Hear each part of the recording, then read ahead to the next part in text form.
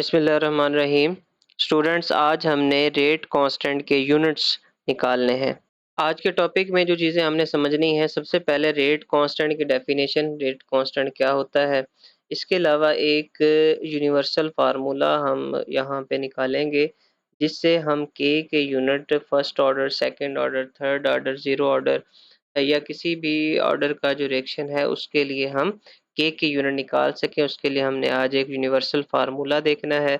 और third number पे हमने क्या करना है जी, हमने zero order, first order, second order, third order, इन सब ऑर्डर वाले रिएक्शंस के यूनिट निकालने हैं। ये सारी चीज़ें आज हम डिस्कस करेंगे। इसके अलावा कुछ क्विक चेक के सवालात हैं, एंड पे हम वो भी हल करेंगे। रेट कांस्टेंट क्यों इम्पोर्टेंट है? इसके लिए एक मिसाल ध्यान में रखिएगा। रेट कांस्टेंट हमें बताता है कोई भी रिएक्शन कितना जल्दी होगा। तो ये चीज़ बहुत इम्पोर्टेंट है इंडस्ट्रीज़ में, जहाँ पे मैन्युफैक्चरिंग हो रही होती है, ख़ास तौर पे हेबर प्रोसेस जिसमें फर्टिलाइज़र तैयार हो रही होती है, और फार्मास्यूटिकल इंडस्ट्री के अंदर, वहाँ पे केमिस्ट को ये जानना बहुत ज़रूरी होता है कि कोई भी रिएक्शन कितनी देर में कंप्लीट होगा। और ये चीज़ कौन बताएगा? ये चीज़ हमें रेट कांस्टेंट बताता है। तो इंडस्ट्री के अंदर रेट कांस्टेंट की बहुत ज़्यादा इंपॉर्टेंस है। तो सबसे पहले व्हाट इज़ रेट कांस्टेंट के, इसकी डेफिनेशन। Rate constant is the rate of chemical reaction when concentration of each reactant is taken as exactly unity. इसको समझने के लिए ज़रा यहाँ पे देखें। Rate of reaction directly proportional होता है रिएक्टेंट की कंसंट्रेशन के। Rate is equal to proportionality हटाएंगे तो क्या आ जाएगा, रिएक्टेंट की कंसंट्रेशन। इसके ऊपर एन जो लगा हुआ है, ये किसको रिप्रेजेंट कर रहा है जी? ऑर्डर ऑफ रिएक्शन को, where n is order of reaction. अब यहाँ पे अगर हम के को अलग करें तो इस फार्मूले में के बराबर आ जाता है रेट बटा रिएक्टेंट्स, और इसके जो पावर है वो एन है, ऑर्डर ऑफ रिएक्शन है।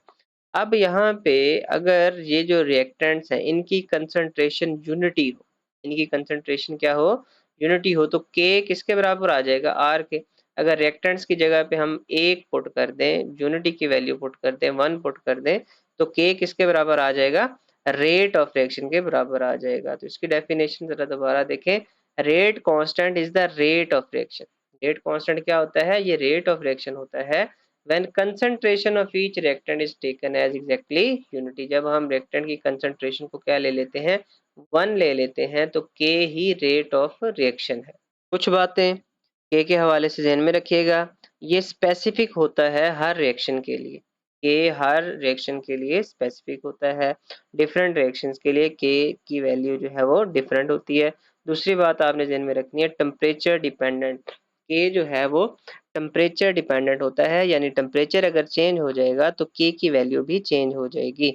और तीसरी चीज़ आपने ध्यान में रखनी है, रिएक्शन रेट और के में एक डिफरेंस, की डिफरेंस क्या है कि जो रिएक्शन का रेट है वो चेंज होता रहता है। जैसे रिएक्टेंट की कंसंट्रेशन जो है वो कम होती है, रिएक्टेंट्स कंज्यूम होते हैं, रिएक्शन आगे बढ़ता है, तो रिएक्शन का रेट डिक्रीज हो जाता है। स्टार्ट में रिएक्शन का रेट ज़्यादा होता है, लेकिन जो के है ये थ्रू आउट द रिएक्शन, इसकी वैल्यू चेंज नहीं होती, ये कांस्टेंट रहता है। हाँ, एक चीज़ इसको इफेक्ट करती है, वो टेम्परेचर है। तो ये कुछ पॉइंट हैं। के स्पेसिफिक होता है, हर रिएक्शन के लिए स्पेसिफिक है, यानी डिफरेंट रिएक्शन के लिए के डिफरेंट होगा, टेम्परेचर पे डिपेंड करता है। रिएक्शन का रेट तब्दील होता रहता है, लेकिन के तब्दील नहीं होता। ड्राइविंग द जनरल इक्वेशन, अब एक हम जनरल फार्मूला देखने लगे हैं, जिसके अंदर वैल्यू पुट करके हम zero order, first order, second order, third order, किसी भी ऑर्डर वाले रिएक्शन के यूनिट निकाल सकते हैं। अब ये फार्मूला क्या है? जैसे हमने स्टार्ट में बात की कि रेट जो है वो किसके बराबर होता है? के रिएक्टेंट की कंसंट्रेशन, और इसके ऊपर इसकी पावर क्या है जी? एन है। एन क्या है जी? Order of reaction. अब हमने के यूनिट निकालने हैं, तो के को अगर साइड पे हम निकालें तो रेट बटा रिएक्टेंट की कंसंट्रेशन जो है, और इसके ऊपर क्या आ जाएगा? एन आ जाएगा। इस बुक में ये ज़रा मिस्टेक है, इसको ठीक कर लीजिएगा। यहाँ पे आपने बड़ी ब्रैकेट शो करनी है। अच्छा, अब जो रेट और रिएक्टेंट्स की कंसंट्रेशन, के तो यूनिट हमने निकालने हैं, लेकिन रेट का यूनिट हमें पता होना चाहिए और रिएक्टेंट की कंसंट्रेशन का यूनिट हमें पता होना चाहिए। तो रेट का यूनिट होता है मोल पर डेसीमीटर क्यूब पर सेकंड। पिछले लेक्चर में हम डिस्कस कर चुके हैं। और जो कंसंट्रेशन है इसका यूनिट होता है मोल पर डेसीमीटर क्यूब। तो ऊपर हमने जो रेट का यूनिट है मोल पर डेसीमीटर क्यूब पर सेकेंड पुट किया और नीचे रिएक्टेंट की कंसंट्रेशन की जगह मोल पर डेसीमीटर क्यूब पुट किया और इसके ऊपर हमने इसकी जो पावर लगा दी है वो n लगा दी। अब यहाँ पे आपने बड़ी ब्रैकेट नहीं लगानी, स्मॉल ब्रैकेट का इस्तेमाल करना है क्योंकि कंसंट्रेशन का आपने जो वैल्यू है वो यहाँ पे पुट कर दी है। अब यहाँ पर आप देखें ये मोल पर डेसीमीटर क्यूब जो ऊपर लिखा हुआ है मोल पर डेसीमीटर क्यूब नीचे, ये दोनों सेम है। तो हम क्या करेंगे, ये जो नीचे वाला n है ये ऊपर चला जाएगा, ऊपर इसकी कोई पावर नहीं है तो इसका मतलब इसकी पावर 1 है। तो 1 माइनस n, नीचे वाली वैल्यू ऊपर जाके क्या हो जाएगी, मोल पर डेसीमीटर क्यूब 1 माइनस n, और ये पर सेकंड वैसे का वैसे यहाँ पे मौजूद है।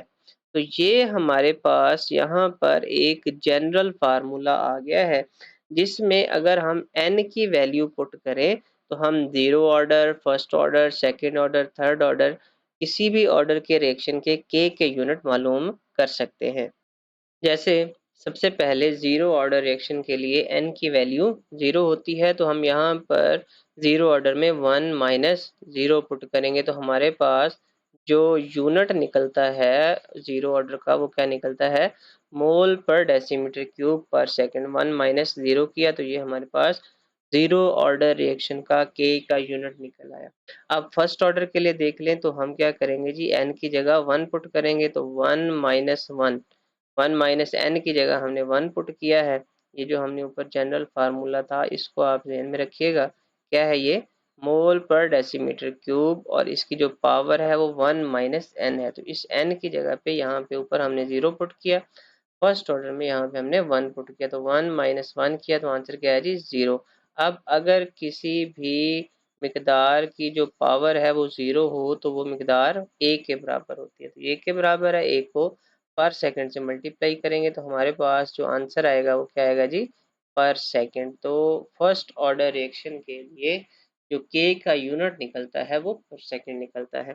अब सेकंड ऑर्डर के लिए देख लें तो सेकंड ऑर्डर में n की जगह हम क्या पुट करेंगे जी, 2 पुट करेंगे तो 1 माइनस 2 तो आंसर आएगा -1। अब इस ब्रैकेट को खोलेंगे तो मोल के ऊपर भी -1 आ जाएगा और माइनस माइनस प्लस होकर डेसीमीटर क्यूब dm के ऊपर +3 आ जाएगा। इसको ज़रा सा स्टेप को आपने ध्यान से कर लेना है। पर सेकंड वैसे का वैसे मौजूद है। ये हमारे पास, इसको थोड़ा अरेंज किया है, डेसीमीटर क्यूब पर मोल पर सेकंड, तो ये हमारे पास के का सेकंड ऑर्डर के लिए जो है वो यूनिट निकल आया है। उसके बाद थर्ड ऑर्डर रिएक्शन जो होते हैं इनमें एन की वैल्यू क्या होती है जी, 3 होती है। तो एन की जगह हमने 3 पुट किया, 1 माइनस 3 तो 2 आंसर आएगा जी। यहाँ पे 1 माइनस 3 पुट किया तो 2 आएगा। अब 2 से आपने इस ब्रैकेट को खोला तो मोल के ऊपर भी 2 आ गया है और डेसीमीटर क्यूब के ऊपर क्या आ गया जी, 6। तो यहाँ से 3 मल्टीप्लाई बाई 2 तो ये 6 आ जाएगा। तो माइनस ऊपर था, माइनस नीचे तो +6 आएगा। पर सेकंड वैसे का वैसे इसको थोड़ा सा अरेंज किया तो DM6 पर मोल स्क्वायर पर सेकंड, ये थर्ड ऑर्डर जो रिएक्शन होता है उसका यूनिट है। तो ये सवाल बोर्ड के अंदर भी इसी तरह से आते हैं कि जीरो ऑर्डर रिएक्शन के यूनिट मालूम करें, फर्स्ट ऑर्डर रिएक्शन का यूनिट क्या होता है, सेकंड ऑर्डर रिएक्शन का यूनिट क्या होता है, थर्ड ऑर्डर रिएक्शन का यूनिट क्या होता है। तो आपने इसको इसी तरह से कैलकुलेट कर लेना है। इसके लिए आपने ये जनरल फार्मूला निकालने का तरीका और इस जनरल फार्मूले को आपने अपने जहन में रखना है। यूनिट हमने निकाल लिए हैं। थोड़ा सा मैं आपको रिवाइज करवा दूं, डिटेल हम इसकी जो ऑर्डर वाला लेक्चर था उसके अंदर डिस्कस कर चुके हैं। जीरो ऑर्डर रिएक्शंस क्या होते हैं, ऐसे रिएक्शंस जो रिएक्टेंट की कंसंट्रेशन के ऊपर बिल्कुल भी डिपेंड नहीं करते, इंटायरली इंडिपेंडेंट होते हैं ऑफ रिएक्टेंट कंसंट्रेशन, जो रिएक्टेंट की मिकदार के ऊपर डिपेंड नहीं करते, इनको जीरो ऑर्डर रिएक्शन कहा जाता है। इसके बाद ये इसका यूनिट अभी हमने पीछे मालूम किया है। फर्स्ट ऑर्डर रिएक्शन क्या होते हैं, ऐसे रिएक्शन जो क्या करते हैं जी, वन रिएक्टेंट, वो डिपेंड करते हैं किसके ऊपर, वन रिएक्टेंट के ऊपर डिपेंड करते हैं।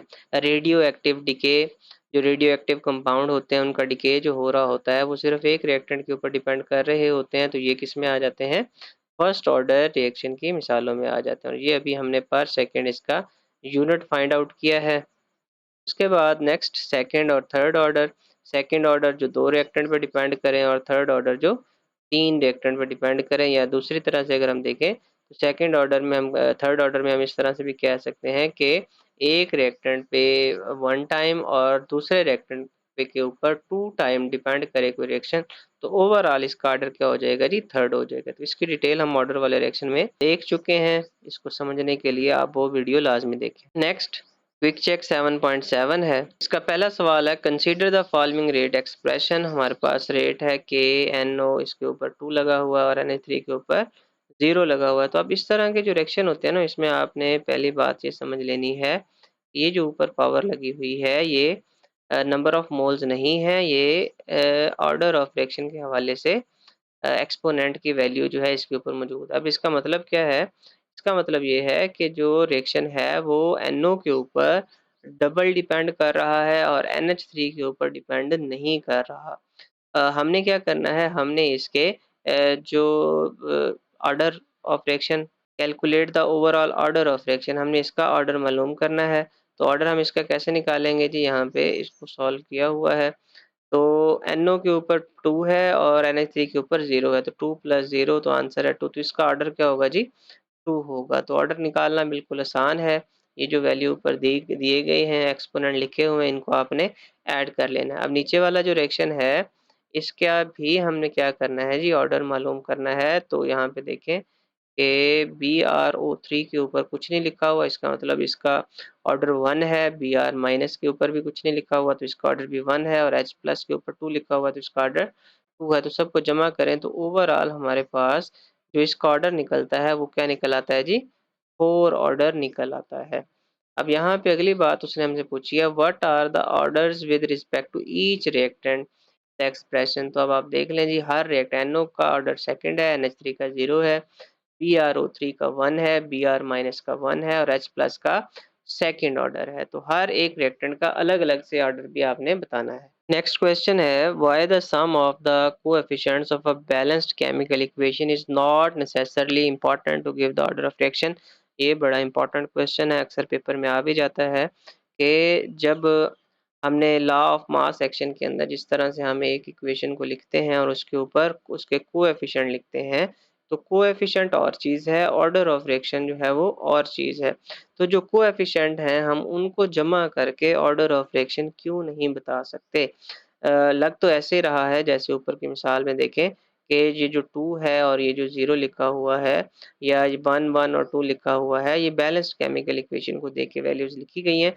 हालाँकि ये हकीकत नहीं है, ये सारी वैल्यूज़ एक्सपेरिमेंट के बाद लिखी गई हैं। यानी जो ऑर्डर ऑफ रिएक्शन होता है वो एक एक्सपेरिमेंटल वैल्यू है, एक्सपेरिमेंट करते हैं उसके बाद हमें पता चलता है कि रिएक्शन किस रिएक्टेंट के ऊपर कितने दर्जा तक डिपेंड कर रहा है। किसी के ऊपर 1 दर्जा डिपेंड करता है और किसी के ऊपर 1 से ज़्यादा जो है, यानी डबल आप कह लें या ट्रिपल 3 गुना तक डिपेंड करता है। तो उसी हिसाब से ऑर्डर तय पाता है।